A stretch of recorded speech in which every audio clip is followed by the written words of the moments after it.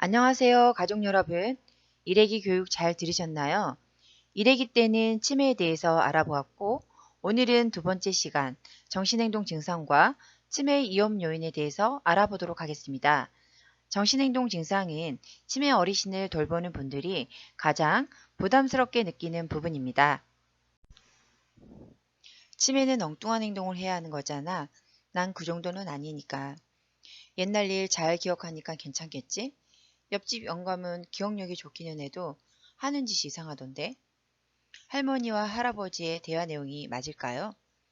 우리가 일애기 때 치매의 개념이 반드시 엉뚱한 행동을 해야만 치매이다 라고 하진 않았습니다. 엉뚱한 행동을 보이지 않더라도 치매일 수 있고 치매 어르신 중 일부에서 또는 치매를 앓는 중에서도 어떤 시기에만 엉뚱한 행동이 두드러지기도 합니다. 치매 어르신이 보이는 엉뚱한 행동을 정신행동 증상, 문제행동 증상이라고 부릅니다. 알츠하이머에 의해 치매가 되었다면 초기 치매를 지나 중기 치매쯤 되었을 때, 그러니까 생활에 지장이 생긴 시점으로부터 몇 년이 지났을 때 정신행동 증상이 두드러지게 됩니다. 일부 경미한 정신행동 증상이 알츠하이머 병에 의한 초기 치매에도 나타날 수 있지만 대체로 정신행동 증상은 꽤 진행된 상태에서 빈번합니다. 정신행동 증상을 접하는 가족들은 당황스럽기 마련이고 증상이 반복해서 나타나면 시설로 모시자는 생각을 하게 됩니다. 실제로는 적절한 치료를 받기도 전에 절망하고 시설로 모시는 경우가 많습니다. 정신행동 증상에는 양성적 정신행동 증상과 음성적 정신행동 증상이 있습니다. 양성적 정신행동 증상은 하지 말아야 할 행동들이 드러나는 증상들이라고 생각하면 될 것 같습니다. 대면 수업 때는 영상 자료로 수업하지만 비대면 수업에서는 정신행동 증상을 그림으로 설명하겠습니다. 다음은 양성 증상입니다. 첫 번째 그림은 망상입니다. 사실과 다른 내용을 사실로 확고하게 믿는 것을 망상이라고 하는데요. 치매 어르신에게는 망상이 흔히 나타납니다. 사진처럼 최근의 기억들이 점차 소실되어 과거의 기억들만 남아있을 때 현재 살고 있는 집이 낯설게 느껴져 자신의 집이 아니라고 잘못된 생각을 하게 되어 자꾸만 집 밖으로 나가려고 할 수도 있습니다. 또는 남편과 갇히고 싶은데 남편이 자주 집을 비우거나 안심을 시키기보다 꾸지람을 한다면 남편이 바람을 핀다고 생각을 하기도 합니다. 치매 어르신이 밤마다 짐을 싸서 나간다고 한다든지 남편을 꼼짝 못하게 한다면 힘이 들 수밖에 없는데요. 망상이 심할수록 고집이 세지고 화를 심하게 내며 행동을 말리기 어려워집니다. 가족들 또한 화를 쉽게 내어 가족이 가장 힘들어지는 시기이기도 합니다. 망상이 의심된다면 담당 의사와 꼭 상담을 하셔서 전문적인 도움을 받으실 수가 있습니다. 두 번째 그림은 더러운 것과 깨끗한 것 등에 대한 판단력이 아주 많이 상실한 상태인데요. 잔소리를 한다고 해도 분별할 수 있는 시기를 지나고 아기와 같은 호기심에 따라 행동하기 때문에 눈을 한시도 뗄 수 없는 고충을 겪게 됩니다.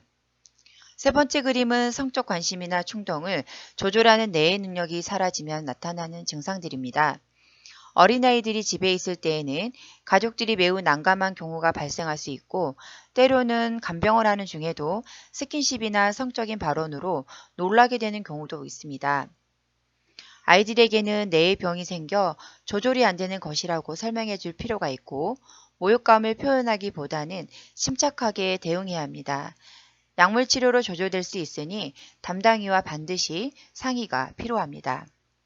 네 번째 그림은 물건은 어디다 두었는지 기억이 나지 않으면 훔쳤다고 의심할 수도 있고 물건을 가져간 사람이 며느리라고 의심을 하여 며느리가 자신을 해칠지도 모른다는 생각까지 할 수 있습니다. 환시나 환청에 대해 여러 사람이 믿어주지 않을 때 자신이 따돌림을 받고 있다고 피해적 생각을 할 수도 있습니다. 가족들은 억울해서 화를 내거나 짜증을 부리면 관계가 악화될 수도 있습니다. 다섯 번째는 요구라는 상황인데요. 온화한 성격이었던 분도 거칠어지거나 쉽게 삐지고 유치한 시비를 걸 수도 있습니다. 때로는 타인에게 위험한 행동을 서슴지 않을 수도 있고 이러한 상황을 미리 예측해서 자극하지 않고 피하는 것이 좋겠지만 정도에 따라서는 담당이와 상의가 필요할 때도 있습니다. 여섯 번째 그림은 다른 사람의 눈에는 보이지 않는 것이 어르신의 눈에 뭔가 보인다면 환시로 볼 수도 있는데요. 다른 사람 귀에는 들리지 않지만 뭔가 들리는 듯한 행동을 한다면 환청이라고 잘못 듣거나 잘못 해석하는 착각을 할 수도 있습니다. 환시나 환청은 어르신 입장에서는 생생하게 경험하는 것이어서 아무것도 없다고 하면 심하게 역정을 내며 공격적으로 변할 수도 있고 자신을 믿어주지 않는 것으로 의기소침해지기도 합니다. 이런 행동이 정신행동 증상이라는 것을 모른다면 치매 어르신에게 화를 내거나 짜증을 낸다면 뜻하지 않게 상처를 주게 되어 나중에는 돌이킬 수 없는 후회를 하기도 합니다. 일곱 번째는 망상, 환시, 피해 사고 등 무엇이 원인이든지 그것을 말로 표현하지 못하고 혼자 괴로워하고 하는 불안, 초조, 반응을 보일 수도 있습니다. 불안하고 초조하기 때문에 가만히 있지 않고 계속 배회를 할 수도 있고 공격적으로 돌변할 수도 있습니다. 지금까지 이야기한 모든 정신행동 증상이 치매 어르신 한 분에게 다 나타나는 것은 아닙니다. 경도 치매 상태에서는 이런 증상이 별로 나타나지 않고 과거에는 이런 증상이 생겨야만 병원에 가셨는데 현재는 훨씬 경한 상태에서 진단을 받기 때문에 멀쩡하게 보이고 아무런 문제가 없어 보이는 치매 어르신도 많습니다. 겉으로는 확연히 드러나는 정신행동 증상은 가족들이 쉽게 알아볼 수 있지만 우울증이나 무감동 등의 음성적 정신행동 증상은 관심을 갖지 않으며 무심코 지나칠 수 있습니다. 첫 번째 그림은 죽고 싶다는 말을 하며 눈물을 흘리는 장면인데요. 기억력이 없는 상태에서는 몸이 아프거나 어딘가가 불편해서 그러려니 하고 체념을 해버릴 염려가 있어 보입니다. 두 번째 그림은 종일 식사도 하지 않으려고 하고 기력이 세해져 가족들은 단순히 수액이라도 놔드리면 괜찮지 않을까 싶어 그냥 지나치는 경우가 생길 수 있습니다. 사랑하는 가족들을 만나도 표정이 없고 시큰둥하고 좋은 일이나 슬픈 일에도 무감각적인 상태를 정동장애라고 하는데요. 기본적인 위생 관리조차 하지 않으면 함께하는 가족들이 매우 답답하고 이러한 무감동, 무관심은 치매 환자에게 비교적 흔한 증상입니다. 알츠하이머병이 아닌 다른 원인에 의한 경우에 무감동 증상이 초기에 나타날 수도 있습니다. 사실 우울증, 무감동 등의 정신행동 증상은 구분이 쉽지 않은 경우가 많기 때문에 관심을 살피고 담당 의사와 꾸준히 경과를 상의하는 것이 좋습니다. 치매 어르신의 상태에 맞게 적절한 자극을 제공하는 것이 매우 중요합니다. 정신행동 증상은 뇌의 손상을 많이 진행되어야 나타나므로 질병 자체의 결과라고 할 수 있는데요. 특정 증상을 조절하기 위해서는 치료가 필요할 수밖에 없습니다. 하지만 원하는 것을 얻지 못하거나 자신의 의사표현을 제대로 하지 못했을 때 또는 낯선 환경에 놓여 있을 때 정신행동 증상이 두드러지기 때문에 원인을 찾아서 교정하는 것이 중요합니다. 마치 말을 못 알아듣는 아기가 울 때 이것저것 살펴서 이유를 찾아 해결하는 것과 같습니다. 가족들 중에는 아기를 키워봤거나 그렇지 않은 경우도 있을 텐데요. 아기를 키워보신 분들은 돌이 지나 걷기 시작하는 2살 아기가 갑자기 울 때 어떻게 하시나요? 무작정 울지 말라고 달래시나요? 아니면 그 전에 뭘 생각하시나요? 이와 비슷하게 일련의 이유들을 순서대로 점검하는 습관을 갖는 게 기본적인 정신행동 증상의 대처입니다. 화면에서처럼 우선은 신체적인 욕구에 관심을 가져보십시오. 같이 살며 매일 본다고 해도 신체적 욕구를 알 수 없는 경우가 있습니다. 배가 고픈지 돌아다니며 움직이고 싶은지 등에 대해 물어보고 살펴봐야 할 것입니다. 청력이 떨어지거나 시력이 떨어져서 잘 듣지 못할 때 괜한 의심이 생기는 경우가 있으니 청력이나 시력 등에 대해서 잘 체크하도록 합니다. 두 번째는 아픈 곳이 있는지 신체 질환 여부에 관심을 가져보십시오. 기본적으로 대변을 잘 보는지, 걸을 때 절뚝거리지는 않는지, 배를 만지거나 씹는 것이 불편해 보이는지, 열이 나는지, 혈압이 과도하게 오른 것인지에 대해 관심이 필요합니다. 집에 체온계나 자동 혈압계 등을 마련해 두는 게 좋습니다. 세 번째는 약물에 의한 정신행동 증상일 수도 있습니다. 어떤 약이든 기존의 처방이 바뀌었는지 항상 기록해 두시고 담당의가 처방한 약이 아니라면 특별한 변화가 없더라도 담당의와 상의를 하는 게 좋습니다. 네 번째는 환경이 변했을 때 증상이 보일 수도 있습니다. 낯선 곳이라면 말할 것도 없겠지만 과거에 익숙한 환경일지라도 불편하거나 무서울 수도 있습니다. 아들과 살던 치매 어르신이 잠시 딸 집에 다녀가는 동안에 야간 행동에 혼동 증상이 보일 수도 있습니다. 환경이 바뀌기 전에 미리 익숙한 사진이나 물건을 같이 가지고 간다든지 한동안 새로운 환경에서 함께 지내는 것 등에 도움이 될 수도 있습니다. 오해하지 않아야 할 것은 환경 변화가 무조건 치매 어르신께 해로운 것은 아니라는 점입니다. 일부 가족들은 지나치게 환경 변화를 거부해서 집에만 계시게 하는데 혹 일시적 어려움을 겪더라도 활동을 하게 하고 다른 사람과 어울릴 수 있는 안전한 환경을 제공할 경우 결과적으로는 정신행동 증상을 줄일 수도 있습니다. 다섯 번째는 감정 욕구가 좌절될 때 정신행동 증상이 나타날 수 있습니다. 무심코 한 말이나 행동을 오해하거나 집착해서 또는 과거에 좋지 않은 기억과 감정 때문에 특정인에게 유독 화를 낼 수도 있습니다. 순간적으로 무시받았다고 느꼈거나 버려졌다는 느낌을 받지 않도록 말을 걸거나 시간을 같이 보내는 등 치매 어르신들의 감정 욕구를 이해하는 게 필요하겠습니다. 여섯 번째는 돌보는 이의 태도에 의해서도 증상이 나타납니다. 고지고대로 말하고 지적하며 치매 어르신을 이기려고만 하는 태도는 융통성이 떨어지므로 치매 어르신에게 안정감을 줄 수 없습니다. 돌보는 이의 태도에 대한 자세한 내용은 5, 6, 7회기에서 학습해 나갈 예정입니다. 마지막으로는 원인을 찾아서 비약물적으로 접근을 해보아도 증상이 지속된다면 담당의와 면담을 통해 적절한 약물 처방을 받는 것이 필요합니다. 약물에 대해서는 3회기에 같이 공부할 예정입니다. 내용을 정리하면 엉뚱한 행동을 해야만 치매이다라는 말은 오해입니다. 치매 상태가 꽤 진행이 되었을 때 엉뚱한 행동이 두드러지는 것으로 얼핏 전혀 문제가 없는 것처럼 보이는 치매 어르신들이 얼마든지 많습니다. 또한 엉뚱한 행동을 보이면 속수무책이라는 것도 오해입니다. 정신행동 증상이 생기면 흔한 원인 순서대로 하나씩 점검하고 해결되지 않을 시에는 약물로 조절도 가능합니다. 다음은 뇌 부위별 인지 기능을 살펴보겠습니다. 뇌는 대뇌, 소뇌 등 여러 부위로 나뉘는데 대뇌를 크게 네 부분으로 나눌 수 있고 부위별로 인지 기능이 다릅니다. 가장 크고 뇌의 앞에 있는 전두엽은 판단력과 성격을 담당합니다. 문제가 발생했을 때 여러 정보와 경험을 취합해서 헤쳐나가도록 하는 중요한 역할을 합니다. 다른 사람의 입장에서 볼 수도 있고 적절한 성격을 유지하는 데 중요한 역할을 합니다.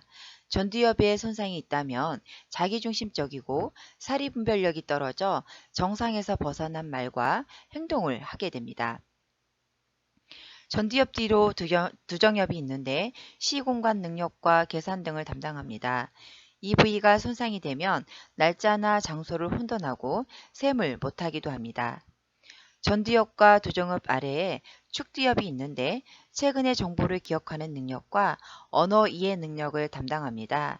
알츠하이머는 이 부분부터 손상이 일어나기 때문에 초기의 기억력 저하 증상이 나타나게 됩니다.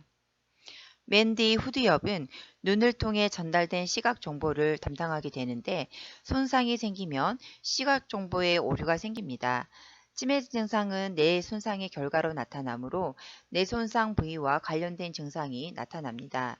퇴행성 뇌질환별로 초기 뇌 손상 부위가 다르기 때문에 뇌 질환별 초기 증상이 다르게 되고 점점 뇌 손상이 진행되면서 증상도 다양해지고 있습니다. 그러므로 치매가 뇌의 질병이라는 점을 이해해야 할 것입니다. 치매 종류별 초기 증상 사례입니다. 첫 번째 그림은 내측 축두엽과 해마 부위의 손상과 관련이 있어 최근의 대화 내용을 기억 못해서 마트 가서도 무엇을 사러 왔는지 잊어버리는 초기 알츠하이머 증상입니다. 두 번째 그림은 우울증 환자처럼 매사에 귀찮아하고 짜증을 내기도 하며 건망증도 종종 보이는데요. 힌트를 주면 잠시 후에 생각해내기도 하고 느릿느릿한 증상이 초기에 나타나는 경우입니다. 대뇌 자체보다는 피지라 부위, 대뇌가 서로 연결되는 중간 부위에 손상이 생겼을 때입니다. 뇌출혈이나 뇌경색으로 이 부위에 손상이 있을 때 뚜렷한 운동 기능 이상 없이 이런 증상을 일을 수 있고 이때를 피지라, 혈관성 치매라고 합니다.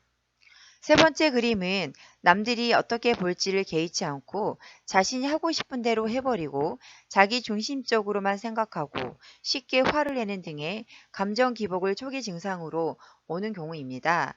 이는 양쪽 전두엽에 손상이 생긴 경우로 계산이나 기억 등이 초기에는 잘 보존되어 있기 때문에 치매라고는 전혀 생각하지 못하는 경우가 빈번합니다. 행동형 전두엽 치매라고도 하고 픽병이라고도 합니다. 네 번째 그림은 마치 어린아이처럼 언어 표현이 서툴러지고 유독 단어 이름을 기억하지 못하는 증상이 초기 증상으로 보이는 경우입니다. 이때는 언어 표현을 담당하는 왼쪽 전두엽 뒷부분이 초기에 손상되는 경우로 언어형 전두엽 치매라고도 합니다. 다음은 상대방이 컵을 달라고 했지만 국자를 들고 오는 장면입니다.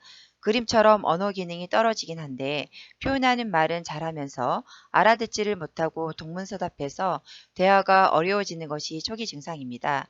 컵이 뭔지도 모른다면 기억력이 떨어졌다고 여기게 되는데 정확하게는 말의 의미를 모르는 것입니다. 이는 앞쪽 축두엽 손상이 초기에 나타나는 축두엽 치매 또는 의미 치매의 초기 증상입니다. 두 번째 그림은 환시가 의심되지요. 후두엽에 손상이 있는 경우에 환시가 초기 증상으로 나타날 수도 있고 레비소체 치매를 의심해 볼 수 있는데요. 알츠하이머라면 기억력을 비롯한 인지 기능이 떨어진 이후에 진행이 되면서 정신행동 증상으로 환시가 나타나게 되지만 기억력 등이 나쁘지 않은데도 환시가 초기 증상으로 나타나는 경우도 있습니다. 세 번째 그림은 행동이 느려지고 종종 걸음을 걷고 가만히 있을 때 손을 떨고 몸이 뻣뻣해진 상태를 파킨슨 증상이라고 합니다. 이는 뇌의 흑색질이라는 부위가 손상되어 나타납니다. 파킨슨 증상이 나타난 후 1년 이상 경과한 후 치매가 되는 경우를 파킨슨 치매라고 합니다. 간단히 말해 운동 이상 증상이 초기 증상입니다. 마지막 그림은 한쪽 팔다리 이상, 안면 마비 등이 있는 것을 표현한 것인데요. 심각한 뇌졸중이 왔던 분들의 흔한 모습입니다. 대체적으로는 명확하게 구분할 수 있는데요. 뇌졸중이 한 번 오면 또 오지 않도록 적극적으로 치료하는 것이 매우 중요합니다. 치매는 엉뚱한 행동이라는 인식은 잘못된 오해 중 하나입니다. 얼핏 전혀 문제가 없는 것처럼 보이는 치매 어르신들은 얼마든지 많습니다. 치매 어르신의 엉뚱한 행동은 돌보는 지혜 또는 약물 치료를 이용하여 조절될 수 있습니다. 치매에 잘 걸리는 사람이 따로 있을까요? 사진을 보시면 첫 번째는 가브리엘 가르시아 마르케스입니다. 글을 잘 써서 노벨 문학상까지 받았던 분으로 림프암으로 고생을 하기도 했고 치매로 집필을 중단하게 되었고 87세에 사망하셨습니다. 두 번째는 찰스 가오입니다. 광통신 개발에 기여한 공로로 노벨 물리학상을 받은 유명한 과학자입니다. 찰스 가오는 마작을 할 때 서툴러진 것을 가족, 친구들이 본 후에 알츠하이머병을 진단받게 되었고 약 70세에 진단을 받았으며 노벨상을 받을 당시에는 부인이 수상소감을 말했다고 합니다. 다음은 윈스턴 처칠입니다. 미국과 소련의 연합을 이끌어서 독일을 막아내고 제2차 세계대전을 종식시킨 분으로 처칠은 혈관성 치매를 앓다가 사망하셨습니다. 담배가 처칠의 상징일 정도로 담배를 좋아했고 담배를 끊은 후에도 사진을 찍을 때는 담배를 입에 물었다고 합니다. 다음은 미국 레이건 대통령입니다. 아나운서 배우 출신의 레이건 대통령은 미국인이 좋아하는 대통령에 손꼽히는 분입니다. 1994년에 자신이 알츠하이머에 걸렸다는 성명을 발표했고 알츠하이머에 대한 인식 제고와 치료법 연구를 위해서 국립 알츠하이머 재단과 함께 로널드 렌시 레이건 연구소를 설립하여 적극적 지원을 했습니다. 재임 기간 중에 사람 이름이나 지명 같은 고유 명사 대신 그거라는 단어를 많이 사용하고 임기 후반으로 갈수록 같은 말을 되풀이하는 것이 많아졌다고 하니 임기 중에는 증상들이 있었던 것으로 생각됩니다. 다음은 마가렛 대처는 주택, 연금, 재무, 에너지, 교육, 교통 등의 여러 분야 장관을 지내고 영국 최초의 여성 총리가 되어서 3번이나 연임을 한 대단한 여성입니다.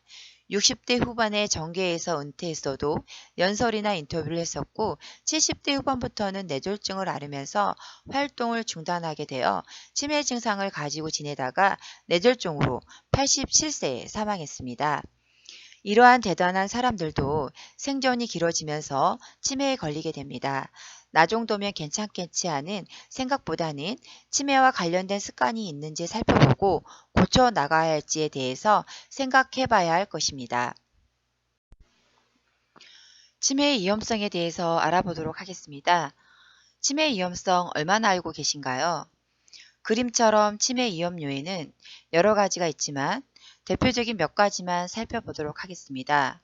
음주, 우울증, 당뇨, 흡연, 고혈압, 뇌손상, 운동 부족, 비만 등이 치매를 일으키는 원인이 됩니다. 치매 예방 습관을 청년기, 중년기, 노년기로 나뉘었는데요. 청년기에는 하루 3끼를 꼭 드시고 하루 3끼를 거르지 말고 생선, 채소와 과일이 포함된 음식을 드시는 게 중요합니다. 평생 즐길 수 있는 취미로 운동을 하시고요. 자신이 평생 즐길 수 있는 취미 활동이나 운동을 배우는 것이 좋습니다. 머리를 닿지 않도록 조심하시는데요. 운동할 때는 보호장구를 착용하고 머리를 부딪혔을 때는 바로 검사를 받는 게 좋습니다. 중년기에는 생활습관에서 오는 병은 꾸준하게 관리하시는 게 좋습니다. 생활습관에서 오는 질병은 동네 의원과 보건소를 통해서 꾸준히 관리하는 것이 중요합니다. 우울증은 적극 치료하시는데요. 우울증이 의심이 되면 망설이지 말고 병원에서 치료를 받는 것이 중요합니다. 노년기에는 매일매일 치매 예방 체조를 하시는 게 중요합니다. 뇌신경을 자극하는 손, 안면 근육 운동을 꾸준히 하면 치매 예방에 도움이 됩니다. 여러 사람들과 자주 어울리는 게 중요한데요. 복지회관, 경로당 등 여러 사람들을 만나고 친구를 만나는 게 좋습니다. 매년 보건소에서 하는 치매 조기 검진을 받으세요. 보건소 치매안심센터에서는 60세 이상 치매 조기 검진을 하고 있습니다. 치매 예방 운동은 중앙치매센터 홈페이지 또는 유튜브에 들어가시면 영상 자료가 있습니다. 오늘 강의 많은 도움이 되셨나요? 돈, 명예, 권력, 그 무엇을 가졌다 해도 치매의 위험에서 자유로운 사람은 없습니다. 좋은 습관을 들이고 우울증을 잘 관리하면 치매 위험을 절반으로 줄일 수 있고 치매로부터 더 거리를 둘 수 있습니다. 다음 시간에는 치매의 진단 과정과 왜 검사를 하는지 그리고 중요한 것이 무엇인지에 대해서 알아보도록 하겠습니다. 또한 약물이 어떤 점에서 좋은 것인지에 대해서도 알아보도록 하겠습니다. 경청해 주셔서 감사합니다.